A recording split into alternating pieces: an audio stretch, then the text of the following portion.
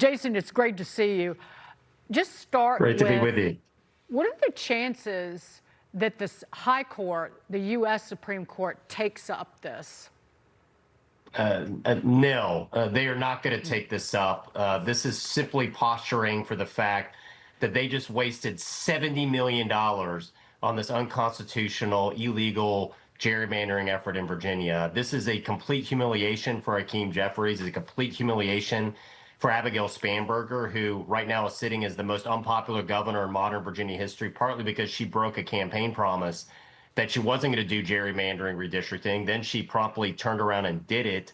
And so this is a win for the rule of law, common sense, and it's a real humiliation for them trying to rig the system with this really deceitful ballot language that violated so many norms. And as I pointed out earlier today on a previous interview, if the Democrats had just paid attention to an attorney general's opinion I issued last fall saying this is blatantly unconstitutional, they would have saved themselves a lot of money, and they saved Virginians a lot of headaches from watching all these obnoxious, misleading TV ads. So it's a great win for the rule of law in Virginia. Let me ask you this.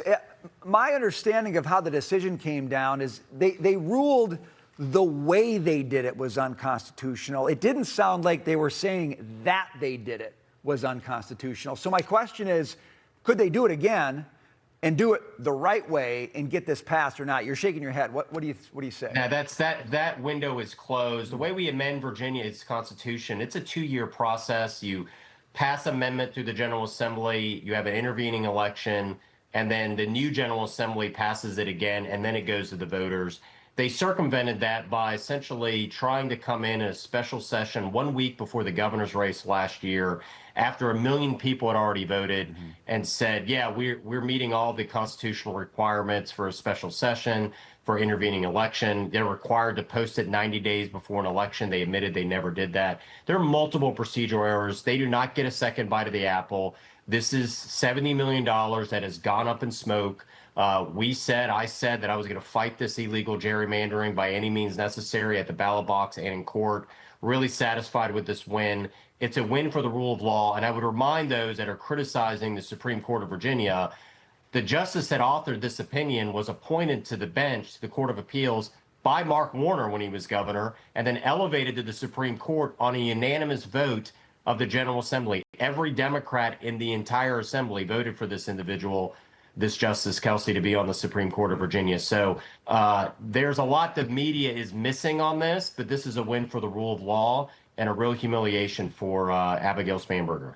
It's a win for representation as well. So it's the state currently 6 Democrats to 5 Republican representatives. It was going to go 10-1.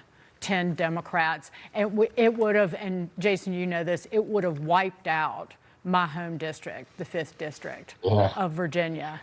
But I want to get your reaction to radical Hassan Piker having an absolute meltdown over this decision. He wrote this on X, quote, "The Virginia Supreme Court denied the results of the redistricting referendum. SCOTUS gutted the Voting Rights Act, and Tennessee carved up the last Dem district, destroying black voter power in the state. Those who make peaceful revolution possible make violent revolution inevitable." So he doesn't believe in, I guess, the judicial branch. I think this is someone that doesn't know what we did in Virginia. The reality is, in Virginia in 2020, we passed a constitutional amendment saying we don't want politicians to do this. And it passed by a 2/3 vote, 30% margin of victory. And what the Democrats tried to do here was deceive voters. If you notice, every one of their ad campaigns never posted on their website, on their marketing materials, their digital materials, what the map was. As you've noted, it would have gutted rural Virginia. You would have had 5 congressmen living in a 15-mile radius in northern Virginia around each other, and you would have taken a state in which 48% of Virginians voted for a Republican to represent them in Congress and give them 9% of the representation. Virginians spoke loudly. They don't want politicians to do this. They ran an overwhelmingly deceptive campaign back in April. And listen, they also wasted taxpayer money. I estimate it's close to $10 million was spent on this special election by taxpayer money. Abigail Spanberger should practice what she preaches about affordability. Give Virginians a tax rebate to cover this, because this was absolutely an atrocious misuse of taxpayer money. Indeed, Jason Miyares, I don't want to hear one word out of the Democrats' mouths in the Commonwealth about higher costs plaguing Virginia households when they spent $10 million on this boondoggle that just got overturned. Jason Miyares, great to see you, sir. Thanks, sir. Thank you. Good to see you as well. God bless.